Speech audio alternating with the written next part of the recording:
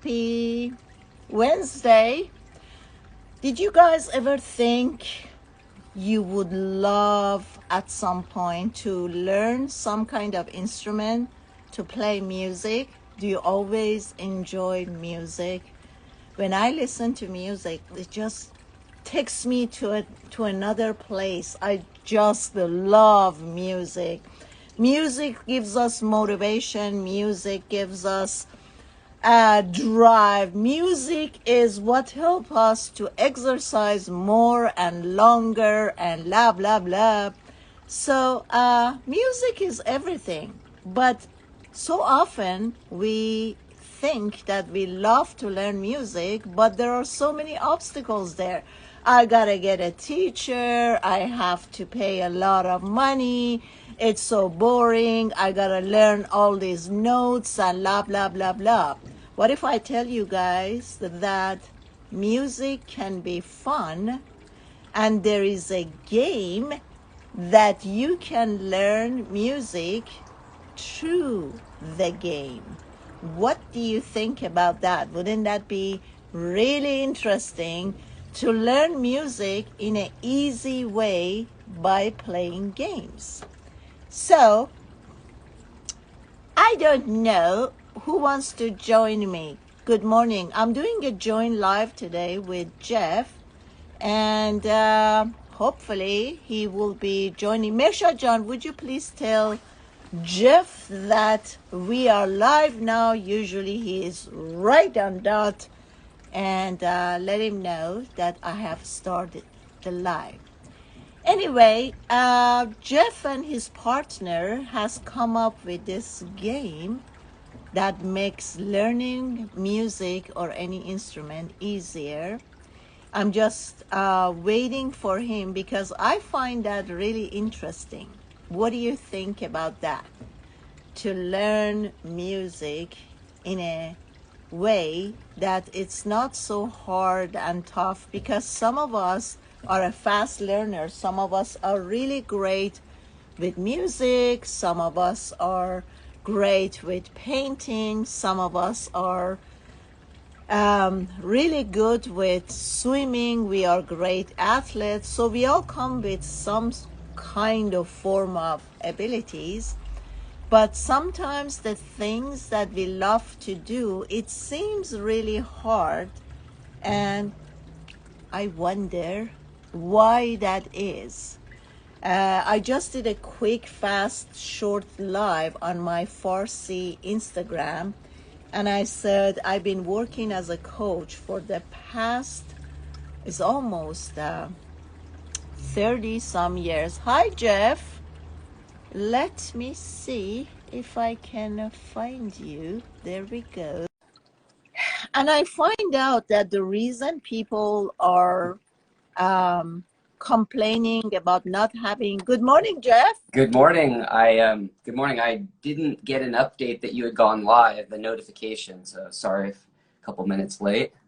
No problem, no problem. So I already start up with the introduction that what Okay. you're doing, but let's dive into it and hear everything from you. Okay, so what I teamed up with a friend of mine to, let me start over. So a friend of mine reached out to me about a year ago, and he went to his wife and he said, I wish there was a game I could play to learn music. He's a very extroverted feeler type guy, very people person, not the kind of guy that wants to sit and stare at dry information in a book. And so he said, I wish I could play a game. And he worked with his wife for a while, and they reached out to me and said, hey, what are your thoughts? What are your ideas? And a couple days later, I said, I've got your game. And then as things evolved, one game turned into multiple games, turned into this whole idea for an entire suite of games. And by a suite, I mean like a dozen, 24 games. And then it was, well, we want to produce all these physical products and this whole online community and build this, you know, app and website and the whole thing. So now there's this whole huge endeavor that we are doing. And we currently just launched our Kickstarter. And for anyone who isn't familiar, a Kickstarter is a crowdfunding platform. It runs for about 30 days, and you set a goal, and you have people can pledge money, or they call it a reward, and buy different products and services that you're offering. So we currently have that live. The link for that is in my bio. So if you go to Jeff, like, yeah, however you tap on me to go to my bio, there's a link to it right there. And that's the best way to get there. But I'll tell you what it is that we're doing and why we did all this. So some people may know, they may not know, that in addition to coaching, because normally when you and I are talking, it's always coaching and life goals and all that kind of stuff. Most people may not know that I picked up the guitar at age 11 and I'm 43. So there's a little secret, right? So I've been playing music for 32 years. And even before that, when I was a little kid in single digits, I was acting on stage and doing more acting stuff. And so it was at 11 that I started to transition from acting as a kid into guitar. But performing arts has always been with me, and I've always been a performer and creative. So I know a little something about learning music because I was never really into it myself. Mm-hmm. I am a lot like my friend, where I learned through doing. And so as I would play guitar or play some piano, I would learn what I thought music was. My older brother is a textbook kind of guy. Like, he can sit there, go through exercise after exercise, do the drills, and he's very book smart. He was a music major in college. So he's the guy that has that discipline to sit and do that, where I want to experience through doing. And all that shows is that there are different types of learners in the world. And we know this. There's people that learn all sorts of different ways. So there's two things that are important to point out. One is that for people that are more the creative learners, or they learn through doing, there are not a lot of solutions for those people. And the second thing I want to point out is that education helps people go further. Now, as somebody who's done a lot of self-education and personal development, it doesn't matter where you get that education from. This is not saying, you know, you've got to go to college and get a degree. It's just saying that people who learn and who inform themselves and educate themselves go further, and the same is true for music. So people who learn music education, music's a language. So if you're going to converse with somebody who's a foreign language, you better know how to speak it. And the higher level you can speak it, the more command you have to talk with people. Same thing with music. Music is a language. So the more you learn it, the further you're going to go, the more you can do with it. And so there was another point, but sorry if I don't remember it at the moment. So what we started out with was, I started out with this one game right here. I'm trying to get, sorry, there. I'm trying to get it so that the light doesn't glare on the cards. Yeah. There we go. Okay, so this game is called B Sharp. And what we felt was that when people dive into a book, and this is a book that I have right here, okay, it's called Practical Theory Complete. And I've gone through this book myself, you know, and it's a great book. It is a fantastic book. It is very, very dry. Here's kind of an example of like a page where it's teaching you what scales are. And so you go through these scales, and then you do this exercise where it's like you write the sharps and the flats at the bottom, and You know, it teaches you what things are, and then you have to do these drills. And then, you know, here you're talking about dynamics, and it shows you different musical symbols, and then you have to write it in. But here's the problem. Once you do the exercise and you turn the page, it's kind of gone. And what there isn't is a framework, a good vehicle of reinforcement. So the only way for me to reinforce my knowledge is to go back into the book and reread the book. Well, what's my inclination to go back and reread the book? It's not. Once I learn the information, I learn it, and I hope I retain it moving forward. I'm not really inclined to go pick up the book and start rereading the book over and over and over again. And then the other typical thing that musicians have at their disposal are flashcards. So most people go out and they buy 3x5 cards like teachers do, and you write information on one side, and then, you know, a question on one side and the answer on the other. And so you're constantly looking and you're saying, okay, and it's just guess and check, right? That's what flashcards are for learning purposes, is guess and check. It's all very solitary. So when I'm doing this book, you know what I'm doing? I'm doing it alone. I'm doing it alone, all by myself. If I've got flashcards, I'm doing it by myself. Maybe if I'm lucky, I've got somebody to hold them up and drill me, you know, and flip it over for me. But for the most part, you're doing it by yourself. Yeah. So we thought, well, what if people could play games? If people could play games, all sorts of things happen. Now you're actually having fun, doing something fun, and we tend to retain more information if we have a heightened emotional state. I do not have a heightened emotional state when I'm reading a theory book.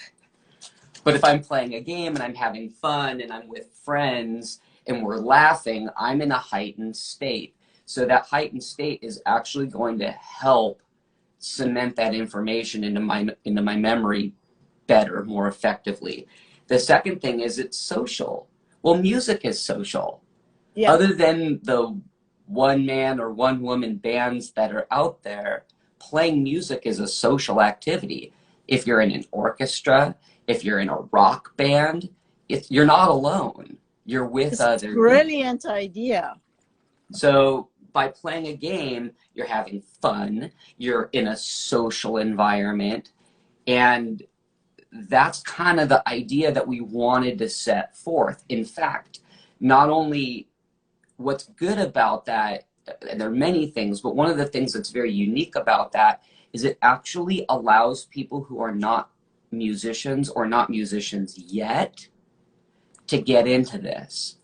And there's on our Kickstarter, we have a couple testimonial videos, and in one of the we had a band that was playing the game in my place, and in the testimonial video, the drummer said, I don't even need this music theory, but I'm competitive and I want to beat my bandmates. So here you have a drummer that doesn't need this particular music theory that this game is reinforcing, and he's just having a good time learning it as he's trying to beat his bandmates. And that's what you could have. You could have parents and their children, where children are playing the game and they're learning music theory. It's like learning a language. You're like, well, I don't know if I'm going to speak that language. I don't know if I'm going to travel to that country, but I'm learning it. It's kind of the same thing. You know, children could be learning this language of music, even if they haven't played music yet or aren't going to play music. Yeah. So show us the game. So this is the game I showed you, B sharp. And I have, for comparison, a poker deck here. This is a typical poker deck. There's the king and whatever. And the game that we modeled was Rummy. So not everyone's played Rummy. I'm a fan. And the reason we picked Rummy was because one of the most significant components that is the language of music theory is a scale. What is a scale? It's a sequence of notes. So Yeah. when you're on a piano, for example, and you play C to C, which is all, and you play all the white keys, and you go dum bum bum bum bum bum bum bum, like that's a scale.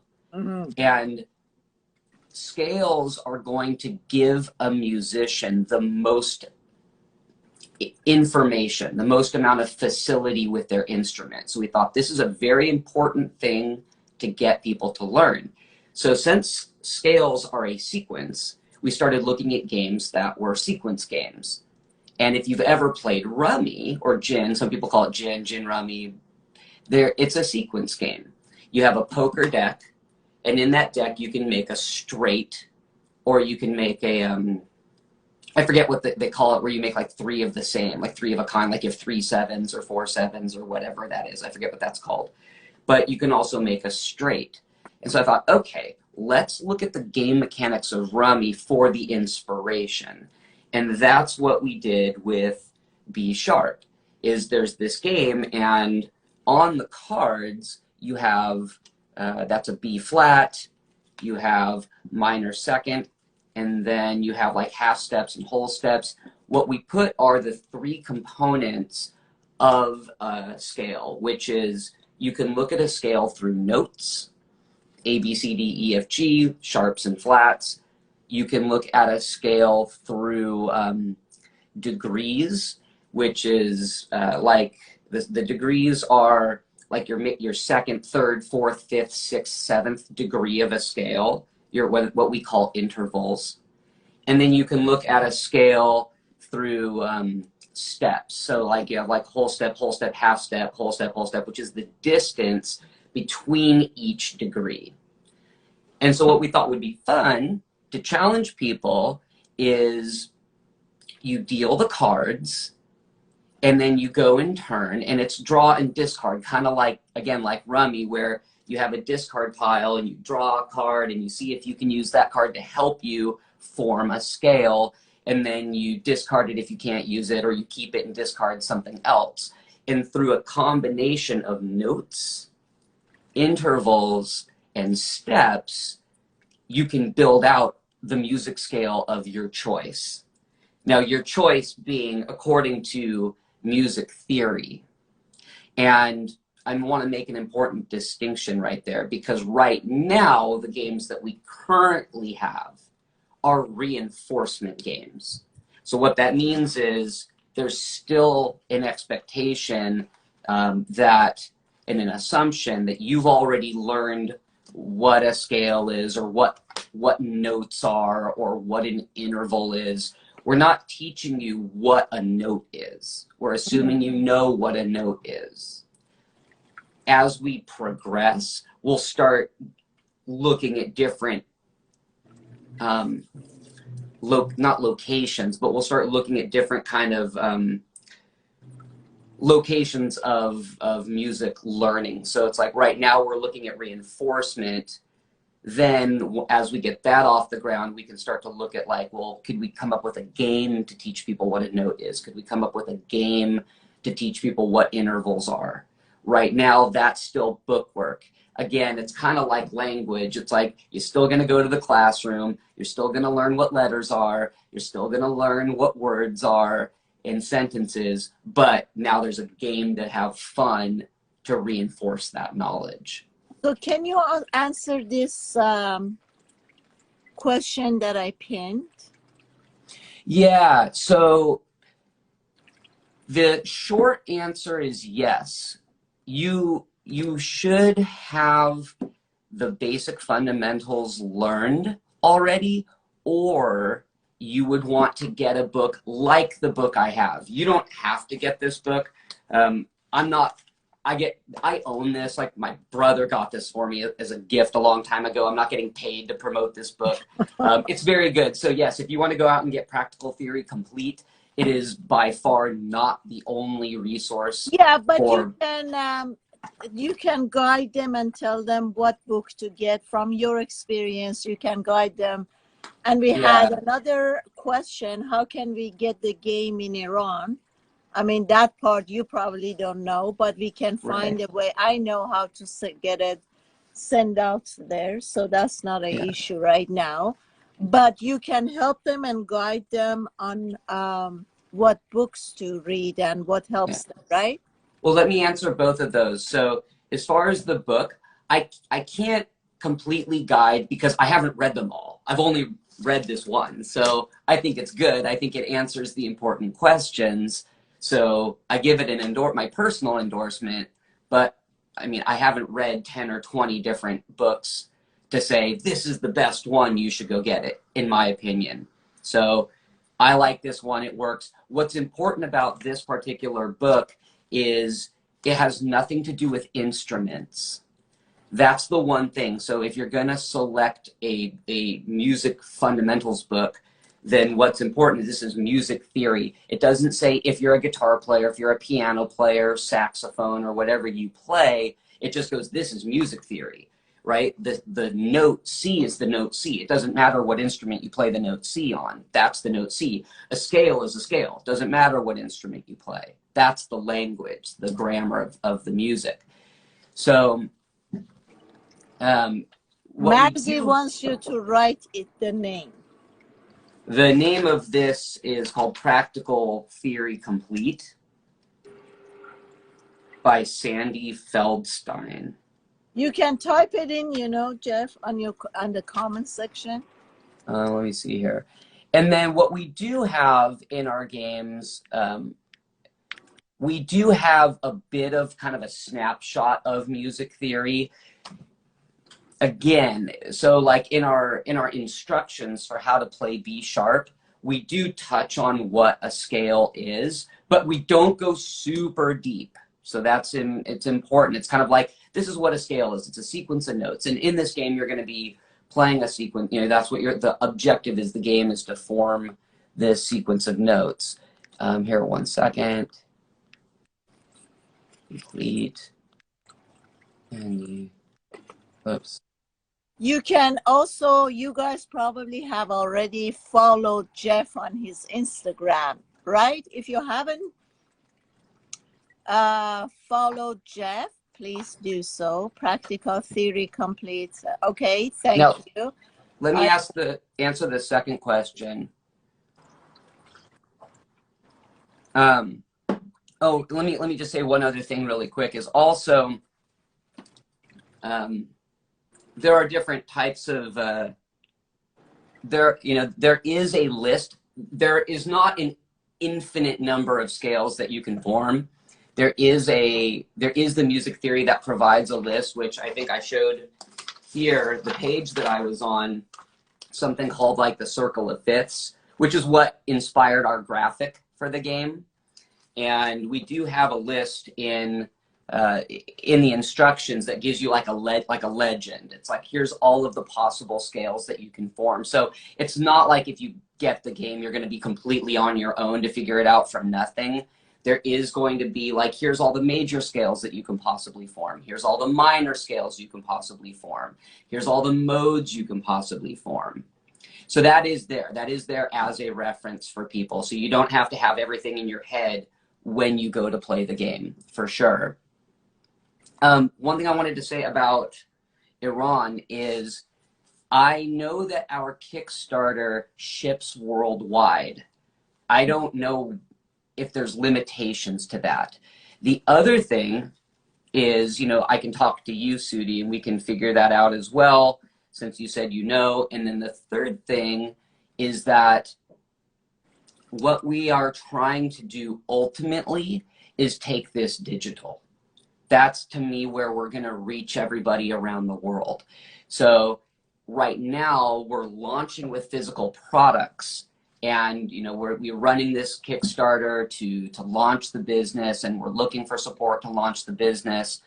As we grow, we want to put the capital into the revenue into developing the website and ultimately an app. So that way, I still believe in the physical product because I think it's fun, especially for like a family to sit around, a band to sit around, friends to sit around. So I do believe in the physical product and know that we definitely have that kind of bigger goal of you know, as the revenue and capital is available, developing the website, developing the app so that people can play each other all over the world. Beautiful. Jeff, you said there are 4 different kinds, right? What are 4 different products on the website. So in the Kickstarter. So where we started is with 3 games and flashcards. So I mentioned earlier, so we talked about B Sharp. I mentioned flashcards. We still are producing flashcards until we create games that will replace the need for flashcards. We still need flashcards.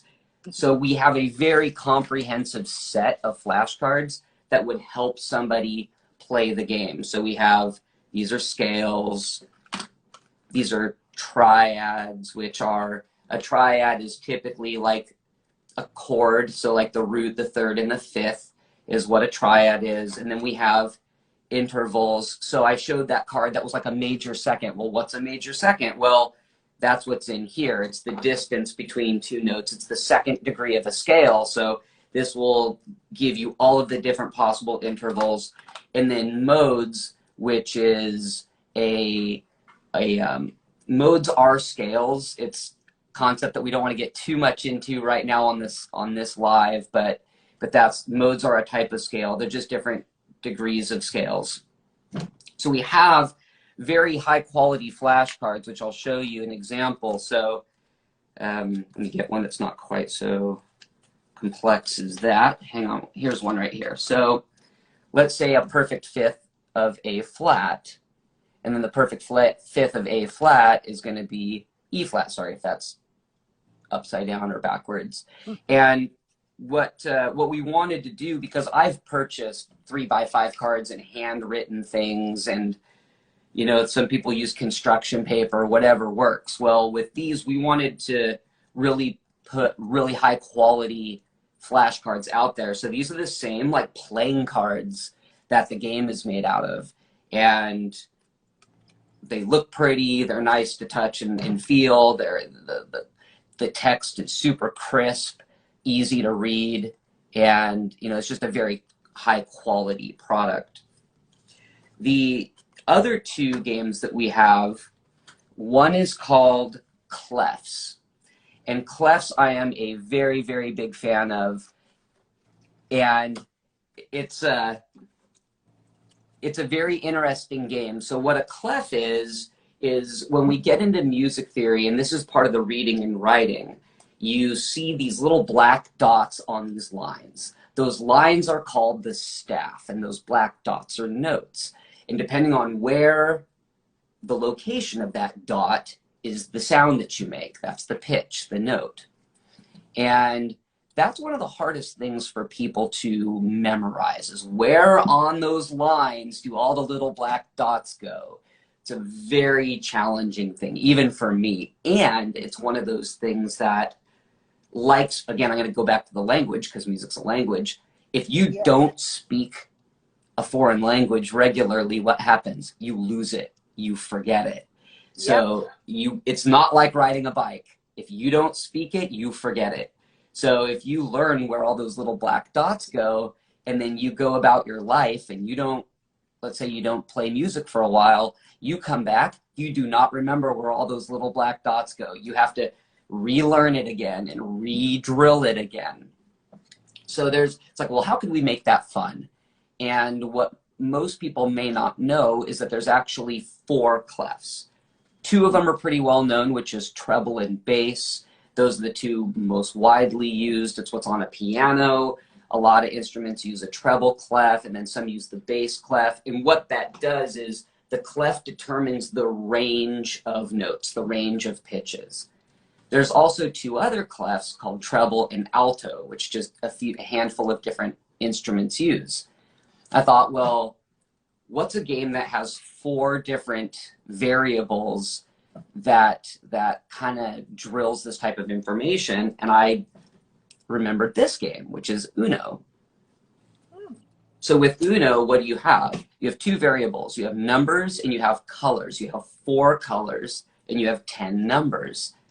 So the way you play Uno is, if you're in yellow, you can play any number within yellow. And then if you have, let's say you play the number 1. Well, if you have the number 1 in blue or green or red, then you can change the color by playing that number in a different color. Let's say you go the 1 in red, and then now you play any number you want in red. So I thought, okay, could we do that with music? And the answer is yes. So what we do with clefs, and we don't have it physically produced yet. It's still kind of in prototyping mode. But with clefs, what you would do is you would play cards. It's divided into the 4 clefs with 3 octaves of notes, which is just it's like C to C to C again to C again. That's basically what an octave is you're going through the range of notes multiple times. And as long as you're within a clef, you can play any note you want. So if you're in the treble clef, you can play any note you have within the treble clef. And if you have that same note in a different clef, you can change the clef in that note. With just like Uno, your goal is to get rid of all your cards. So if you don't have a note that's in that clef and you don't have the same note in a different clef, you got to draw a card and play it. And what this will do is it's literally going to drill speed recognition of the note on the staff across 4 different clefs, which for composers, orchestrators is going to be critical. People who aren't sure what instrument they're going to play yet, so they don't know. If you're a piano player, you need to know multiple clefs, at least treble and bass. So this is a really powerful way and fun way to have to get that speed recognition and play against people to be like, wait, what note is that? Oh yeah, it's that note. And then look at what you have and quickly determine, do I have that clef or can I change the clef? That's, to me, it's going to be a very, very powerful game in getting people to speed recognize music, which for anybody in an orchestra, anybody that wants to read music, you need to be able to read it fast. You need to be able to see that dot on those lines and know instantly what it is with zero thought, zero time and thought. So that's what this game is gonna drill. And then fantastic. I was also thinking this is great for kids and teens. Yeah. Yes. And then the last game that's currently, again, we don't have it physical yet. It's still prototyping, is what we call Memory Mate. So we just thought we'd change it up on Memory Match. But, when you have a Memory Match type game, what do? You put out a grid of cards. And with Memory Match, it could be anything. It's not a poker deck. It could be letters. It could be shapes. It could be objects. It could be, like cars, trees, whatever. And typically the more difficult, what makes the difficulty of a Memory Match game is how different or similar the pictures are. So sometimes I'll play that like a little game of Memory Match on my own, and it's like, well, what's different? Well, a car is very different than a tree. Yeah. But what's not very different is, like, let's say you have a vase with flowers in it, and like the vase has a very subtle color shift. So every picture is the same, vase and flowers, but the color of the flowers changes, or the vase color changes, or the design changes a little bit. So that's a lot harder. And so with a Memory Match game, you flip 2 cards over and try to get them to match. And if they do, you take it off the grid. And if they don't, then what do? You flip them both over, and then you turn over a new card. And you go, oh, wait a minute, I already flipped that one over, right? And like, so as you start flipping cards over, you have to remember, that's the memory part, where you saw that card before. So what I wanted to do with Memory Mate with music is, again, another way to recognize not only notes, but chords, which is multiple notes. So we have triads, which is 3 notes. We have 7 chords, which is 4 notes.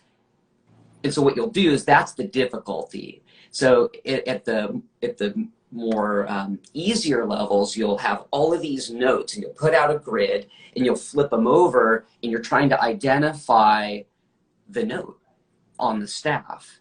And you're like, oh, they don't match. So you flip them over, and pretty soon you're going to be like, wait, I already saw that one. And then you have to remember where you saw it before. So that's going to challenge you to remember seeing that dot on those lines. And then at a more complex level, again, you're going to flip it over and you're going to see 3 dots or 4 dots. And that's going to be incredibly challenging because you're going to start flipping all these cards over and being like, oh my God, there's 4 notes. All I see is 4 notes everywhere I look.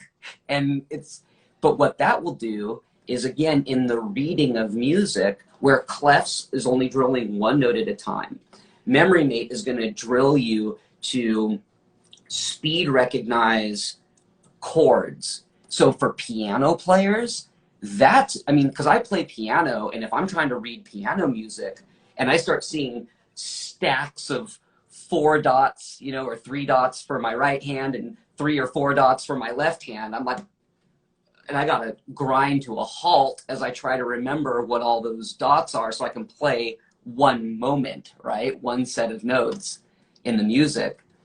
And so when I look at piano players that can read music and play chords while they're reading, I just think, how do they do that? How in the world do they do that? And They so by don't having do anything else but music. Jeff, we have a few minutes to wrap it up. I just want you, please, to respond to Marzi's question, and then we get into your campaign. Okay, I'm only seeing part of it. Hold on. Okay, so my friends don't know music. No music. If you do it digital, even online, I can find people from wherever want to do it with me. Yeah, I mean, that is our ultimate goal. You know, our ultimate goal is to, in what I love about music is truly the universal language. You'll hear musicians say that all the time. We're very arrogant about that. Like, everybody from every country in the world, all cultures play music. All cultures have music. And guess what? It's all the same. It's all the same language. There's one language that ties all people in the world together, and that's music. So the note C is the note C. I don't care where in the world you live. That pitch is that pitch. And what that allows is you can have people that can't even communicate with words with each other, and they can play music together because that's the language that everybody can speak together. So as we develop this app, that's the beautiful thing, is as we develop the app and the digital platform, then people all over the world are going to be able to connect with each other. And even if they can't verbally speak and communicate with each other, they'll be able to play these games together and communicate through these games. Yeah. So tell us about your campaign. So the way that the campaign works is you set a funding goal, which we did, and it's a very reachable goal. We believe a very reachable goal at $10,000. And you go on the page and you can read everything about who we are. There's a video, and there's a video, there's pictures. It talks about the games and how to play the games. It talks about what our goals as a company are. And then after you learn about us, you learn about our products, you then can go over to, I don't know how it looks on different devices, but like on a laptop, you would see on the side, maybe on a phone it's in line, you would see rewards. And we have different reward levels, which is basically if you want to support us and they call it backing our project. You know, if you want to back our project, then you choose what you want to do. So at different price levels, it's like, well, for this amount of money, you get these products, and for this amount of money, you get these products. So you can see what we're offering at the different pledge levels. And then we also have what are called stretch goals. So if we can fund it and then make more than our goal, it's like, well, what are you guys going to do? Right? Like, a lot of people want to know that, because there's people that make 10 times their goal or 50 times their goal. And so that people want to know, well, what happens if you made a ton of money? What are you going to do with all that money?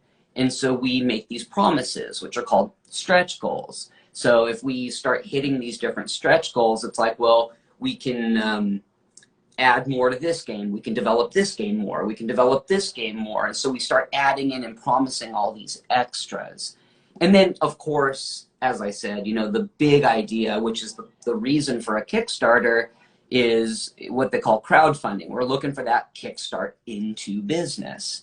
So we're looking for that amount of capital where not only do we make these promises if we hit these stretch goals, but additionally, there's the overall goal of like, we have dozens of games to develop. We have an app to develop. You know, we have a website we want to build. I mean, there's a huge amount of things. So that's Beautiful. kind of So how it where all do works. they go, Jeff, to see the campaign? Where is the campaign happening? So the campaign is on the Kickstarter website. The easiest way to get there is if you just, because I'm live here, you can just click on my profile. And I'm realizing that I didn't mention the company name this whole time, which is terrible. But it's the name of the company is Music Knack. So you can also go to Music Knack, MUSICKNACK, and there's a Instagram profile for Music Knack as well. Both Music Knack, just because of the way that Instagram works, you know, like you can't put a link in a post. It doesn't work that way. So the only place we can put links is in our bio, right? So you could go to my bio or my Instagram page. You could go to Music Knack's Instagram page, and there's a link. The actual like URL, the web location of each project is pretty complex the way that they do it. So I don't want to sit here and say, well, it's kickstarter.com/projects/this hyphen that. Like, that's a lot of language. Yeah. But you can also go to their website and search for it. And if you go to kickstarter.com, there is the little magnifying glass, and you could search for Music Knack. You could search for B Sharp. You could search for clefs, and it'll pop up pretty fast. Beautiful. Okay. We're going to help you in any way that we can. And I'm sure that my follower will be very supportive. And this is extremely interesting. I think you're a genius for once. I have to give you that, Jeff. For once. We're going to see. I'm a big fan and supporter of this game, and we're just going to help you and promote it in any ways that we can. Have a beautiful day, Jeff, and hopefully much luck to you, and we'll see how it goes. Thank you very much, Sudi. And really quick, if anybody's watching sees here in the comments, Music Knack made a post here. Here's a quick paste for those on here live. So that's the logo you want to look for, that brain with the color, the blue, and all the colored instruments in the brain. That's our company logo. So that's them right there. Who put that there, Jeff? I pinned it. Who put it there? Michelle Harrison. So Michelle Harrison's the one in the video with me. So it's hello, Michelle. Yes, I know who she is. Hello, much love. Thank you so much. So I'm a great supporter, and like I said, we're going to help you out anyway. This is fantastic. And have a beautiful day, everyone. Take care, and see you guys soon. Bye-bye, everybody. Bye-bye. Bye. Bye.